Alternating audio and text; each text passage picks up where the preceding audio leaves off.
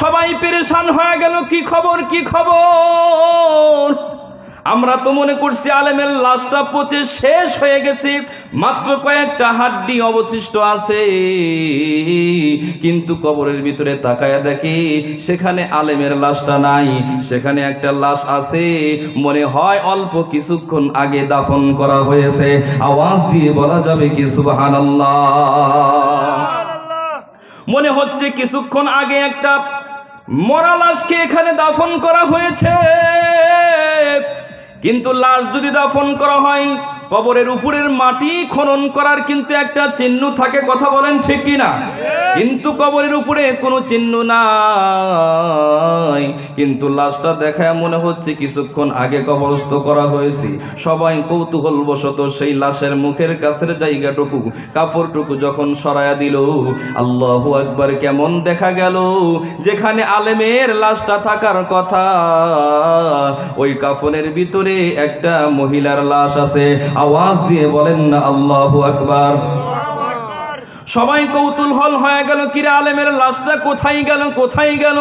এখানে তো কয়েক বছর আগে আমাদের আলেমকে এখানে কবরস্থ করলাম, এখন সেই কবরের ভিতরে আলেমের লাশ না থাইকা একটা মহিলার লাশ কেমনে আসলো? এরপরেও দেখতেছেন সেই মহিলাটা তাদের গোত্রের নয়, তাদের আরব কান্ট্রির নয়। বলেন সুবহানাল্লাহ। এ মুসলমান বন্ধুরে, এই মুহূর্তে মারা গেলে আপনি আমাকে আর কেউ নাম ধরে বলবে না, কথা বলেন ঠিক কিনা? এই মুহূর্তে আপনি আমি যদি চলে যাই, মারা যাই, কেউ আপনি আমার নাম ধরে ডাকবে না, সবাই বলবে অমকের লাশ, কথা বলেন ঠিক কিনা? লাশটা কোথায়, লাশটা কোথায়? আপনি আমারে চার বেহালার পালকিতে উঠাইয়া, ও মুসলমান ভাইরা, আমার জন্মের শেষ গোসলটা আপনি আমাকে দিয়া জানাজা দেওয়ার জন্য মাঠে ময়দানে নিয়ে যাওয়া হবে। ইমাম সাহেব সহ সকল আত্মীয় স্বজন চলে আসবে, সবাই মিলে আপনি আমাকে জানাজা শেষ করার পর কবরের ভিতরে, গোরস্থানের ভিতরে কবর খনন করে, এ মুসলমান দুনিয়ার জমিনে থাকা অবস্থায় একবার যদি আধা ঘন্টায় 1 ঘন্টার জন্য রাত্রেবেলায় কারেন্ট চলে যায়, ওই ঘরের ভিতরে কিন্তু একা একা থাকতে আপনি আমার ভয় লাগে, কথা বলেন ঠিক কিনা? আপনি আমার ভয় লাগে। এ মুসলমান, ওই অন্ধকার কবরের ভিতরে নাই সাথে নাই বাতি, ওই অন্ধকার কবরের ভিতরে আপনি আমার একা রেখে আসবে রে মুসলমান। বলেন তো ওই সময় আপনি আমার অবস্থাটা কেমন হবে? ওই জমিনের ভিতরে, কবরের ভিতরে কেউ আপনি আমাকে সাহায্য কারণেওয়ালা আসবে না। দুনিয়ার জমিনে হাটে বাজারে মাঠে ঘাটে যেখানেই যায়,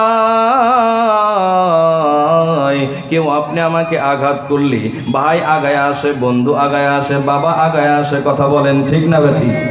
দুনিয়ার ভিতরে কেউ যদি আপনি আমাকে মারধর করে, আঘাত করে, বন্ধু আগায় আসে বাঁচানোর জন্য, ভাই আসে, বাবা আসে, চাচা আসে, কথা বলেন ঠিক কিনা? এ মুসলমান বুঝে নেন, বুঝে নেন, যখন আপনি আমি ওই অন্ধকার কবরের ভিতরে একা একা থাকব, কোনো ভাই আপনি আমারে বাঁচানোর জন্য আসবে না, কথা বলেন ঠিক কিনা? কোনো বন্ধু আসবে না, বাবা আসবে না, ভাই আসবে না। বোঝা গেল ওই অন্ধকার কবরের ভিতরে নিজের সরু সামান নিয়ে যাইতে হবে, কথা বলেন ঠিক কিনা? নিজের আমল যদি ঠিক না থাকে, কবর এমন ভাবে চাপ দিবে, এক পাশের হাড়গুলো আর এক পাশ দিয়ে ঢুকে যাবে, নাউজুবিল্লাহ বলেন। এ মুসলমান, দুনিয়ার জমিনের ভিতরে কেউ যদি আপনি আমাকে একটা আঘাত করে, সেটা কিন্তু সহ্য হয় না। আর কবর যখন এক পাশের হাড়গুলো আর এক পাশ দিয়ে ঢুকাইয়া দিবে, ওই কষ্ট আপনি আমার সহ্য করার মতো ক্ষমতা নাই, কথা বলেন ঠিক কিনা? এই জন্য রে মুসলমান, দুনিয়ার জমিনে কত টাকার মালিক হইলাম, কত বিল্ডিং অট্টালিকার মালিক হইলাম, এ বন্ধু, দুনিয়ার সম্পদ কামানোর জন্য আপনি আমি ব্যতিব্যস্ত, কিন্তু যেই কবরটা সারা জীবন কিয়ামতের আগ পর্যন্ত থাকতে হবে, সেই কবরের জন্য আপনি আমি কিছুই করলাম না। আওয়াজ দিয়ে বলেন ঠিক কিনা? দুনিয়ার জমিনে শীতের ভিতরে রুমের ভিতরে থাকতে ঠান্ডা লাগে, আরে গরমের সময় ওই রুমের ভিতরে থাকতে গরম লাগে, কত সুন্দর এয়ার কন্ডিশন রুমটা বানাইলাম, এসি লাগাইলাম, এসির বাতাস লাগাইলাম, ফ্যান লাগাইলাম, যেন গরমের ভিতরে রুমের ভিতরে কষ্ট না হয়। আওয়াজ দিয়ে বলেন ঠিক না ঠিক? কিন্তু কবরের জন্য আপনি আমি কি আমল করলাম রে মুসলমান? কিভাবে এসি লাগাইতে হবে জেনে নিবেন। কবরের ভিতরে আপনি আমার যদি ইমানদার না হইয়া কবরে যাই, ওই কবরের ভিতরে কিন্তু এসি থাকবে না। কথা বলেন ঠিক কিনা? থাকবে? এসি থাকবে? কবরের ভিতরে এয়ার কন্ডিশন রুম থাকবে না। কথা বলেন ঠিক কিনা? কবরে থাকবে না তোর এয়ার কন্ডিশন ভাইরে, কবরে থাকবে না তোর এয়ার কন্ডিশন। কথা বলেন ঠিক কিনা? নরম বিছানা পাইয়া আরাম করছ মন, নরম বিছানা পাইয়া আরাম করছ মন, কবরে থাকবে না তোর এয়ার কন্ডিশন ভাইরে, কবরে থাকবে না তোর এয়ার কন্ডিশন। আওয়াজ দিয়ে বলেন কথা ঠিক কিনা? এরে মুসলমান বন্ধুরে, এরে বর্মগাছার যুবক ভাইরা, এরে পর্দার অন্তরের মা বোনেরা, কবির মনোযোগ দিয়ে কথাগুলো শোনা চাই, দিলটা নরম করে কথাগুলো শোনা চাই রে বন্ধু। এই দুনিয়ার জমিন থেকে কবরে যাওয়ার পর আপনি আমার কোনো আমল যদি না থাকে, ওই কবরের ভিতরে জাহান্নামের আযাব দেওয়া হবে। দুইটা সাপ আসবে, ওই সাপটা আসার পরে আপনি আমাকে দংশন করতে থাকবে। জাহান্নামের দরজার ভিতর থেকে একটা দরজা আপনি আমার জন্য খুলে দেওয়া হবে রে মুসলমান। এরে বন্ধু, জাহান্নামের লেলিহান শিকার অগ্নিকাণ্ড যখন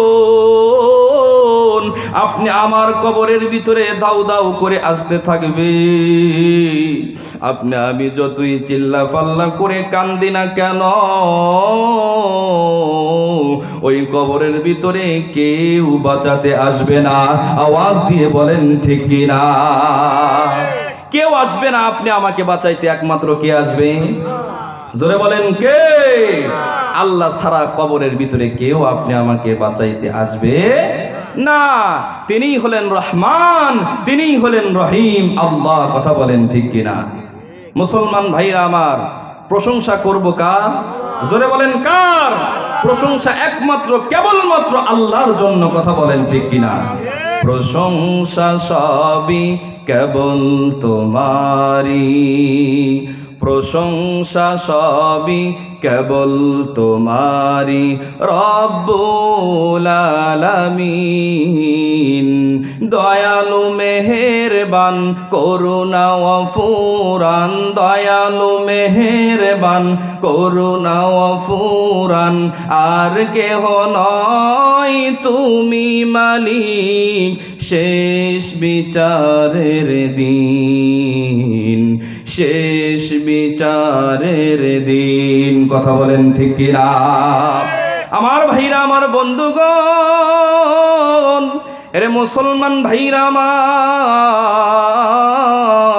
দুনিয়ার জমিনে মালিকের ইবাদত বন্দিগি করে যদি আপনি আমি কবরে যাই, কবরটা আপনি আমার জন্য ফুলবাগান হয়ে যাবে। আওয়াজ দিয়ে বলেন না সুবহানাল্লাহ? আর একটু জোরে বলা যাবে কি সুবহানাল্লাহ? কবরে ফুল বাগান হবে আপনি আমার জন্য। এটা আমি চাই কি চাই না? আল্লাহ রসুল বলেছেন, আল কবরু রাউযাতুম মিন রিয়াজিল জান্নাহ আও হুফরাতুম মিন হুফারিন নার। কবরটা কারো জন্য জান্নাতের ফুল বাগানের ভিতর থেকে একটা বাগান হয়ে যাবে, আবার কবরটা কারো জন্য জাহান্নামের অগ্নিকাণ্ডের ভিতর থেকে একটা অগ্নিকাণ্ড হবে। বলেন না নাউজুবিল্লাহ? তো কবর এমন একটা স্থান, এমন একটা জায়গা যেখানে আপনি আমাকে সকলকেই যেতে হবে, দুদিন আগে অথবা পরে। কথা বলেন ঠিক কিনা? যেতে হবে কি হবে না? জোরে বলেন, হবে কি হবে না? মুসলমান ভাইরা আমার, কবরে আপনি আমাকে যেতে হবে, কিন্তু সবচাইতে জ্ঞানীমান তো সেই ব্যক্তি যে নাকি কবরের সামান, কবরের জগৎটা সুখে থাকার জন্য দুনিয়ার থেকে কিছু ব্যবস্থা করে। কথা বলেন ঠিক কিনা? মুসলমান ভাইরা আমার, ঈমান মজবুত করতে হবে। কোরআনের একটা আয়াত যদি আপনি আমি অবিশ্বাস করি, আপনি আমার ঈমান থাকবে না, আমি মুসলমান দাবি করতে পারবো না। কথা বলেন ঠিক কি না? কোরআনের একটা আয়াতও যদি আমি অস্বীকার করি, আমি কাফের হয়ে যাব, মুসলমান থাকতে পারবো না। আল্লাহ পাক রব্বুল আলামিন এই কোরআনটাকে মুসলমানদের জন্য হেদায়েত স্বরূপ বানিয়েছেন। সুবহানাল্লাহ বলেন। আলিফ লাম মিম যালিকাল কিতাবু লা রাইবা ফীহি হুদাল লিল মুত্তাকিন। আল্লাহু আকবার বলেন। রব্বুল আলামিন বলেন এই কোরআনটা আমি মুত্তাকিনদের জন্য হেদায়েত স্বরূপ বানিয়েছি। বলেন না সুবহানাল্লাহ। যালিকাল কিতাব, এটা এমন একটা কিতাব লা রাইবা ফি, যার ভিতরে কোনো সন্দেহ নাই, শোভা নাই। সুতরাং মুসলমান ভালো করে শুনে রাখবেন, এই কোরআনের মজমায় যারা আসতে চাই না, কোরআনের মহাব্বত যাদের অন্তরে নাই, কোরআনের আয়াত যারা অস্বীকার করে, তারা কখনো মুসলমান হতে পারে না। আওয়াজ দিয়ে বলেন কথা ঠিক কিনা? তারা কখনো মুসলমান হতে পারে না। যেই এলাকায় কোরআনের মাহফিল হয় আর সেই এলাকার মানুষ যদি মাহফিলে না যায়, তারাও মুসলমান হতে পারে না। কথা বলেন ঠিক কি না? তাদের ভিতরে কোরআনের মহব্বত নাই দেখেই তারা মাহফিলে আসে না। কোরআনের মহব্বত যদি তাদের অন্তরে থাকতো, তাহলে তারা ঘরে বসে থাকতো না। কথা বলেন ঠিক না ঠিক? এ মুসলমানের আওয়াজে বলতে হবে ঠিক কি না? কোরআন এমনি এমনি দুনিয়ার জমিনে আল্লাহ পাঠায় নাই।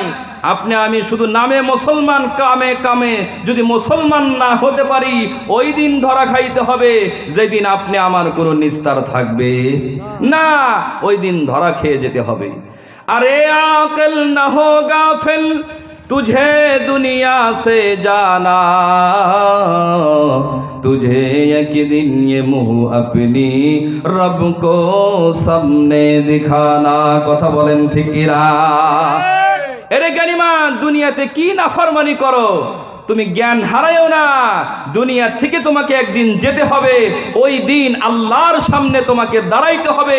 দুনিয়ার জমিনে যদি তুমি ইবাদত বন্দেগী না করে থাকো, তাহলে ওই দিন আল্লাহর সামনে কোন মুখ নিয়ে দাঁড়াবা? কথা বলেন ঠিক কিনা?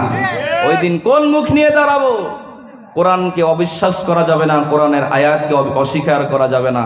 মুসলমান ভাইরা আমার, হাকিমুল উম্মাত মুজাদ্দিদে মিল্লাত আশরাফ আলী থানবী রহমাতুল্লাহি আলাইহি পছন্দিদা ওয়াকিআত এই কিতাবের ভিতরে তিনি লেখেন, একটা সৌদি আরবের ঘটনা তিনি উল্লেখ করেছেন।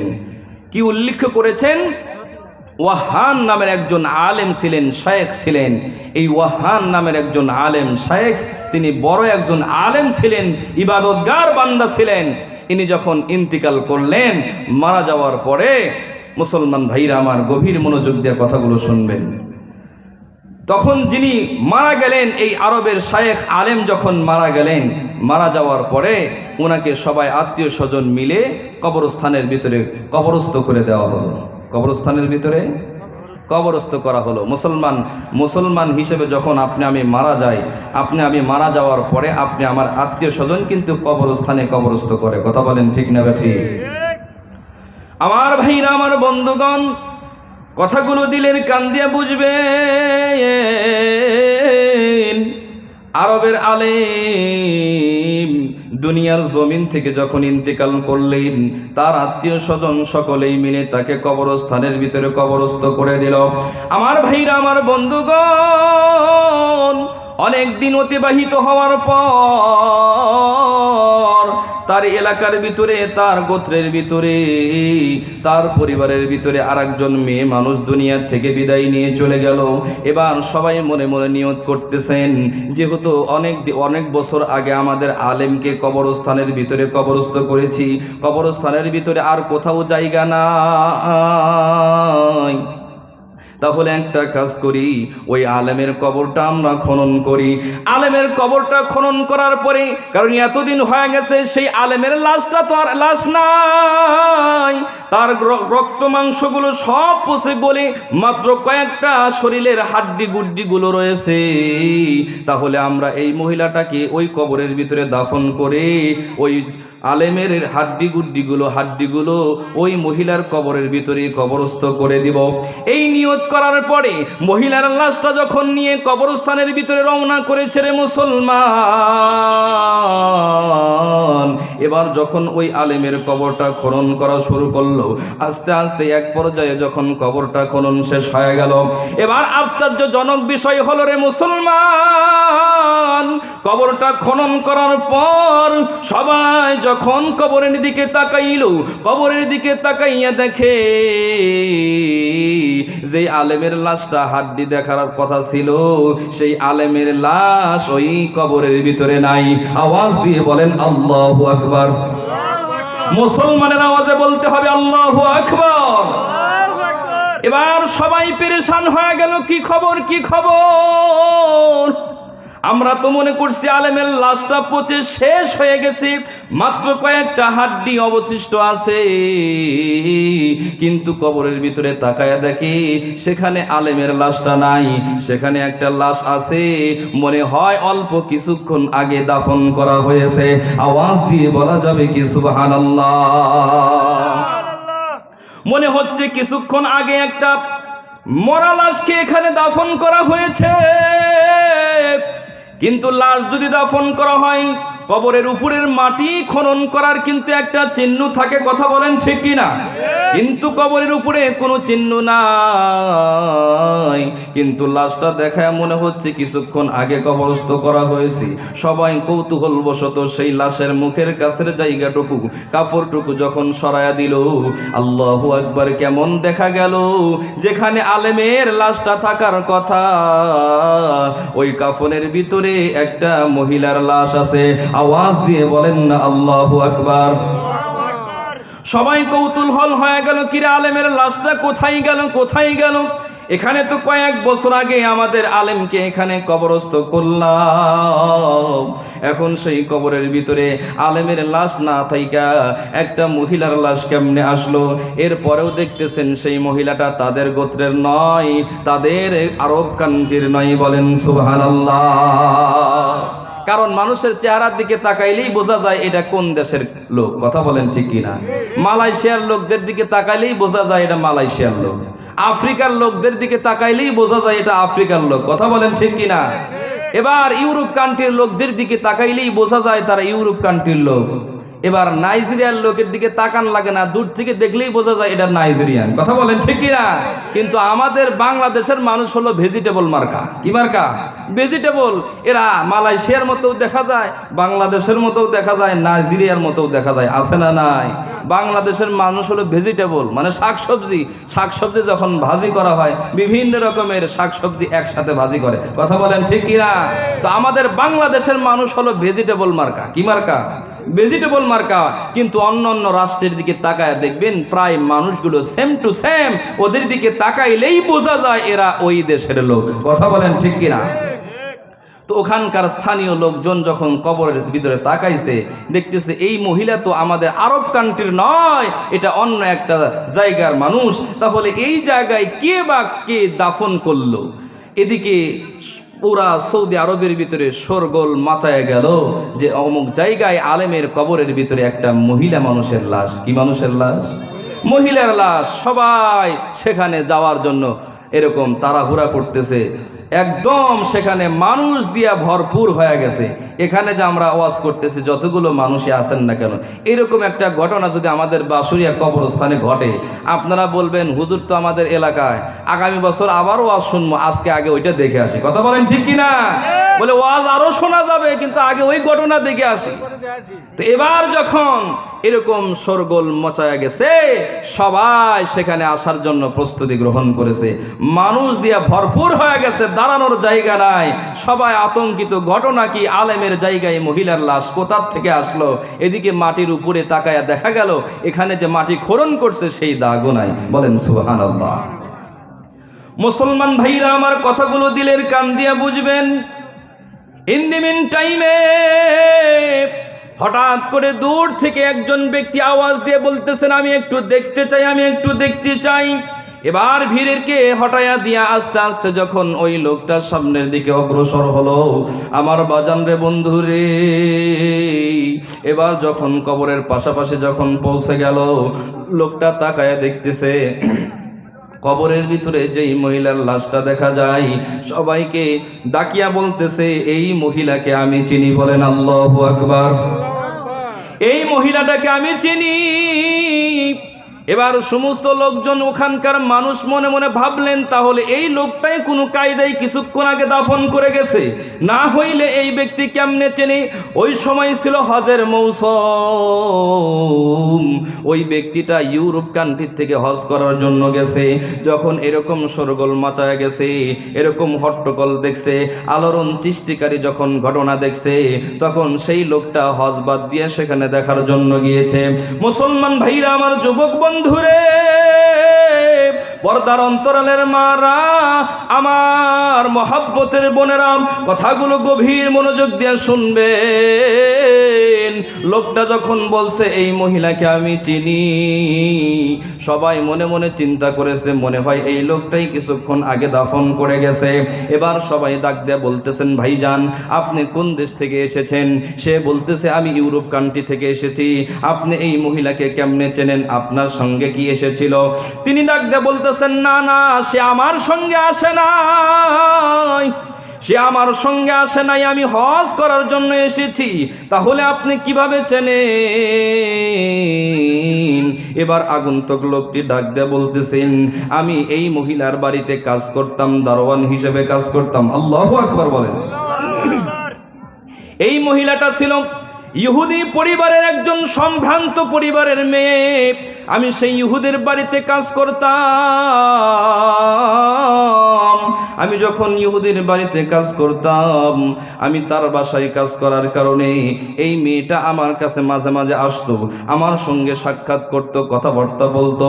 এরকমভাবে সাক্ষাৎ করতে করতে আমার আদব কায়দা, আমার আখলাক চরিত্র, আমার বেশভূষা দেখতে দেখতে তা আমাকে তার পছন্দ হয়ে যায়। এই মহিলাটা আমার কাছে আসিয়া বলতেছেন, ভাইজান আপনি এমনভাবে চলেন, আপনাদের ইসলাম ধর্ম কেমন ধর্ম? আমাকে একটু শেখাবেন নাকি? আমাকে একটু বলবেন নাকি? এক পর্যায়ে আমার ইসলাম ধর্মের যে পোশাক আশাক, আমার ইসলাম ধর্মের যে আখলাক চরিত্র, সে আমাকে পছন্দ করে ফেলল। আমি তাকে ইসলামের জ্ঞান দিতে লাগলাম। এক পর্যায়ে ইসলামের জ্ঞান নিতে নিতে এক পর্যায়ে সে আমাদের ইসলাম ধর্মকে মহব্বত করে ফেলল। আওয়াজ দিয়ে বলেন না সুবহানাল্লাহ। এই মুসলমানের আওয়াজে বলতে হবে সুবহানাল্লাহ। যখন সে আমাদের ইসলাম ধর্মকে পছন্দ করে ফেলল, এক পর্যায়ে সে আমার কাছে হাতে হাত রেখে কালেমা পড়ে মুসলমান হয়ে গেল। আল্লাহু আকবার। কালেমা পড়ে যখন মুসলমান হয়ে গেল, এবার আস্তে আস্তে করিয়া তাকে আমি ইবাদত বন্দিগি শিখাইতে লাগলাম, আল্লাহর পরিচয় শিখাইতে লাগলাম। সে এক পর্যায়ে মুসলমানদের ধর্মকে সে বিশ্বাস করে যখন কালেমা পড়ে মুসলমান হলো, ইবাদত বন্দিগি গোপনে গোপনে করতে লাগলো। পক্ষান্তরে যখন একেবারেই ইসলামের ভিতরে দাখিল হয়ে গেল, সে আমাকে ডাক দিয়ে বলতেছে, ও ভাইজান আমি তো ইসলাম ধর্ম গ্রহণ করেছি, আমি তো এখন খাঁটি ইমানদার বান্দি। তাহলে আমি আমার বাবা মায়ের কাছে আমার ধর্মটা প্রকাশ করব যে আমি ইসলাম ধর্ম গ্রহণ করেছি। বলেন সুবহানাল্লাহ। এবার লোকটি ডাক দিয়ে বলতেছেন, না এখনই প্রকাশ করা যাবে না। তুমি যদি প্রকাশ করে ফেলো, তোমার মা বাবা হলো একজন টাটকা ইহুদি, তাহলে আমার হাতে যে তুমি ইসলাম ধর্ম গ্রহণ করেছো, এটা যদি তোমার বাবা জানতে পারে, তোমার পরিবার জানতে পারে, তাহলে আমাকে ওই জিন্দা রাখবে না, তারা আমাকে হত্যা করে ফেলবে। কাজেই এখনো সময় হয় নাই, প্রকাশ করা যাবে না। মুসলমান ভাইরা আমার, তিনি বর্ণনা করতেছেন, এভাবে কিছুদিন অতিবাহিত হয়ে গেল। কিছুদিন যাওয়ার পর হঠাৎ করে অনাকাঙ্ক্ষিত একটা রোগ ওই মহিলার শরীরের ভিতরে বাসা বাঁধলো। মহিলার শরীরের ভিতরে অনাকাঙ্ক্ষিত রোগ আসার কারণে 2-1 দিনের ভিতরেই ওই মহিলাটা দুনিয়া থেকে বিদায় নিয়ে চলে গেল। মুসলমান ভাইরা আমার বর্ণনা করতেছেন, যখন সে দুনিয়ার থেকে চলে গেল, তার পরিবার যতটুকু না ব্যথা পাইছে, তার চাইতে আমি বেশি ব্যথা পাইছি। আহারে, আমার হাতে কালেমা পড়ে মুসলমান হইল, কিন্তু তাকে আমি ইসলাম ধর্ম অনুযায়ী কাফন দাফন করতে পারলাম না। এক পর্যায়ে তার মা বাবা, তাদের পরিবারের লোকজন ওই ইহুদি ধর্মে যেভাবে তাদেরকে কার্যক্রম করে, মৃত ব্যক্তির কার্যক্রম করে, সেভাবে তাকে কার্যক্রম করে তাকে খ্রিস্টান কবরস্থানের ভিতরে নিয়ে যাওয়া হলো। খ্রিস্টান কবরস্থানের ভিতরে নিয়ে যাওয়ার পরে তাদের নিয়ম অনুযায়ী তাকে একটা গর্ত করে সেখানে পুঁতে রাখা হলো। এরে মুসলমান বন্ধুরে, তার অন্তর ছিল ঈমান দিয়ে ভরপুর, তার ঈমান পাকাপোক্ত ছিল। আমি মনে মনে চিন্তা করলাম, হাইরে, এ তো ইসলাম ধর্ম গ্রহণ করলো, কিন্তু মারা যাওয়ার সময় তাকে ইসলাম অনুযায়ী কবর দিতে পারলাম না।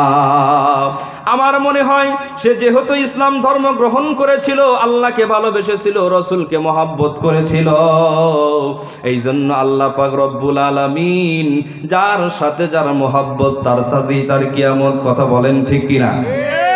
দুনিয়াতে যার সাথে মহাব্বত করবেন, আল্লাহর রাসূল বলেন আলমারউ মা মান আহাব্বা, দুনিয়াতে যার সঙ্গে তুমি ভালোবাসা করবা, মহাব্বত করবা, কাল কঠিন হাসরের ময়দানে তার সঙ্গেই তোমার হাসর নাসর হবে। বলেন সুবহানাল্লাহ।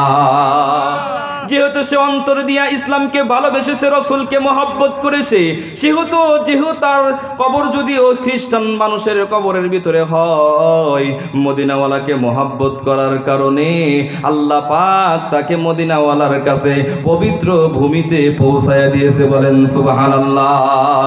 আহা মন যদি দিতে হয় নবীকে দিও, আহা ভালো যদি, বলেন ভালো যদি বাঁচতে হয়, তোমার কষ্ট যাতনা যিনি সইতে পারে না, তোমার কষ্ট যাতনা যিনি সইতে পারে না, সেই নবীজির ভালোবাসায় দরদ পড়িও, মন যদি দিতে হয় নবীকে দিও, আহা ভালো যদি বাঁচতে হয় নবীকে বেশো, নবী তরানেওয়া নবী বাঁচানে ওয়ালা, নবী তরানে ওয়ালা, নবী বাঁচানে ওয়ালা, প্রাণের চেয়ে অধিক বেশি নবীকে মানো, মন যদি দিতে হয়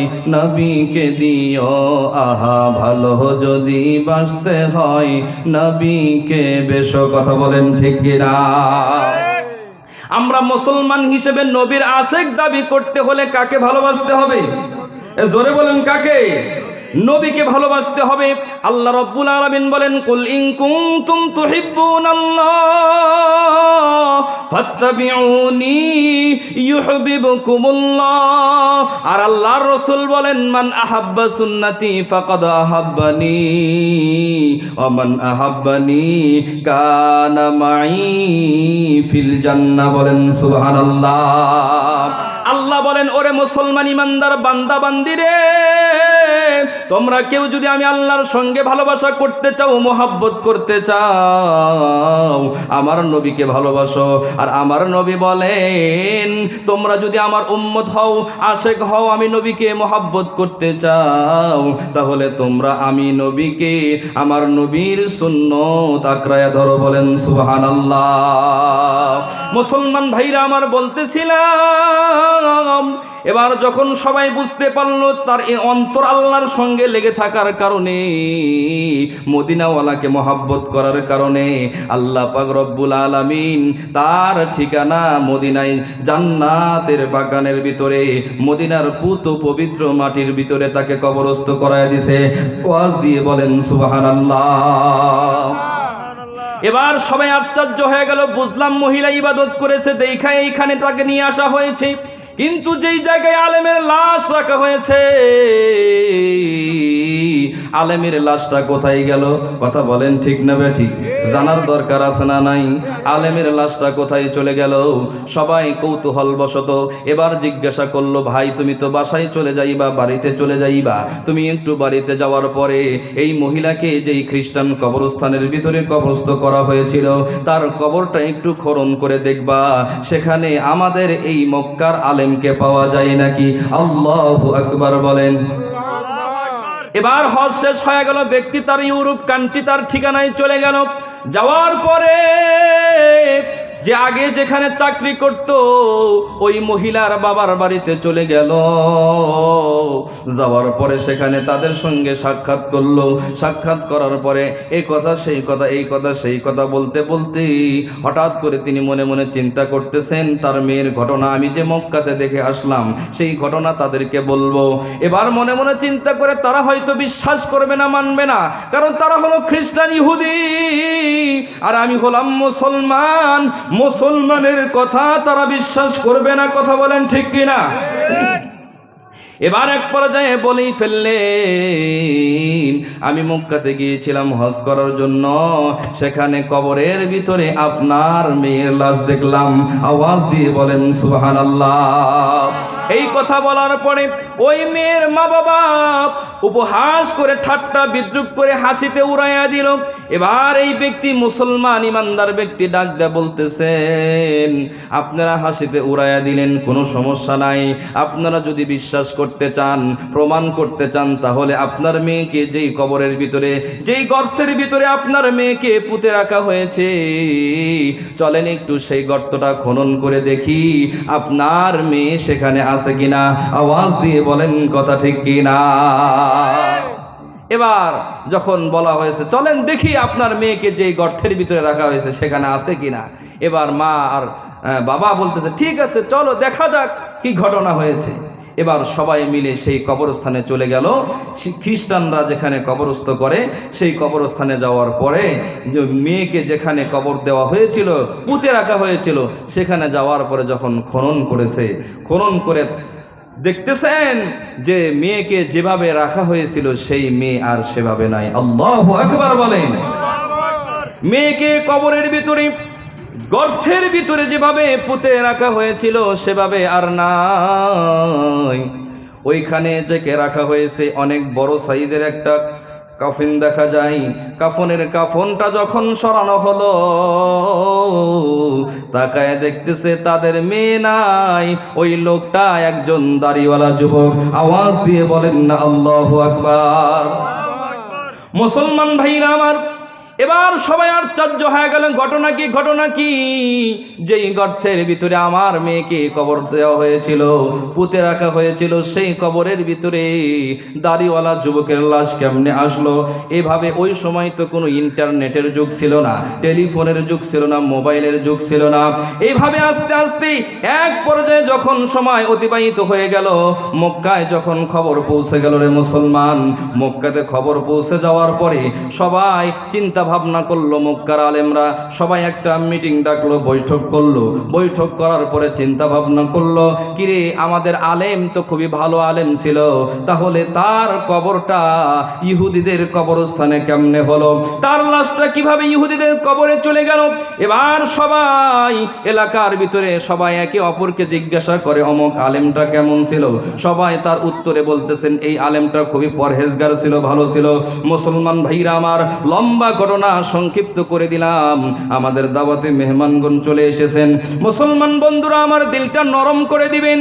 এবার যখন আলেমগণ জিজ্ঞাসাবাদ করলেন, সবাই যখন ভালো বলল, সবাই ভালো বলার পরে তারা চিন্তা করতেছেন এক পর্যায়ে তার স্ত্রী যখন জীবিত আছেন, তাহলে তার স্ত্রীর কাছে জিজ্ঞাসা করি, কারণ স্বামীর ভালো মন্দ সবকিছু খবর রাখে কে?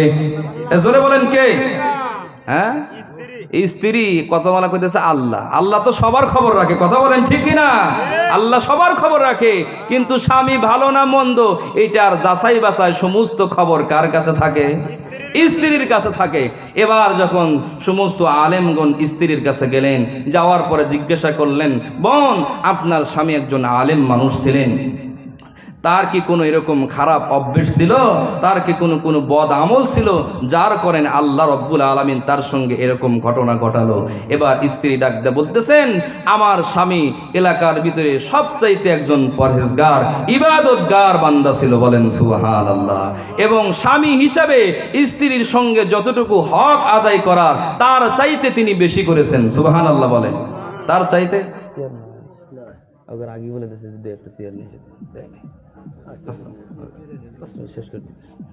মুসলমান ভাইরা আমার, এবার যখন স্ত্রীকে জিজ্ঞাসা করা হলো, স্ত্রী বলতেছেন আমার তো সেরকম কোনো ঘটনা মনে পড়ে না, তবে একটা কথা আমার মনে পড়তেছে, সেটা হলো আমার স্বামী যখন শীতের রাত্রিতে আমার সঙ্গে মোজামাআত করতেন, বিশেষ ক্ষেত্রে আমার সঙ্গে সাক্ষাৎ করত, সাক্ষাৎ করার পরে তিনি যখন গোসলখানায় যাইতেন, এই শীতের মধ্যে গোসল করার সময় তিনি গোসল করতেন ঠিকই, কিন্তু একটা কথা বলতেন যে আমার ইসলামের ভিতরে এই গোসল করাটা আমার কাছে পছন্দ হয় না, খ্রিস্টানদের কৃষ্টি কালচারগুলো আমার পছন্দ হয়। বলেন নাউজুবিল্লাহ। আমার মনে হয় এই কারণে আল্লাহ পাক তাদেরকে এরকম করেছেন। এ মুসলমান, তিনি কিন্তু ইসলাম ধর্মের উপরেই কাজ করেছেন, ইবাদত বন্দি করেছেন, কিন্তু ইসলামের একটা আইন, ইসলামের একটা কথাকে তিনি মন থেকে অমান্য করার কারণে আল্লাহ পাক রব্বুল আলামিন তাকে সে মনে মনে যেই কথা বলেছেন, যাদেরকে ভালোবেসেছেন, আল্লাহ পাক তাকে সেই দেশেই নিয়ে গেছেন। কথা বলেন ঠিক কিনা? এই জন্য মুসলমান যুবক ভাইরা, এই মাইকের আওয়াজ যত দূর পর্যন্ত যাচ্ছে তাদেরকে আমি বলতে চাই, এই যুবক ভাইরা, তোমরা খেলার সময় হলে আর্জেন্টিনা ব্রাজিলের পতাকা উড়াও, আর্জেন্টিনা ব্রাজিলের জার্সি তোমার শরীরে পরিধান করো। মনে রাখবা, কাল কঠিন হাসরের ময়দানে তোমাদেরকে এই বিধর্মী খ্রিস্টানদের জামা পোশাক পরিধান করার কারণে জান্নাতে যাওয়ার জন্য এই একটা পোশাকই বাধা প্রদান করবে। আওয়াজ দিয়ে কথা বলেন ঠিক কিনা? এই মুসলমানের আওয়াজে বলতে হবে ঠিক কিনা?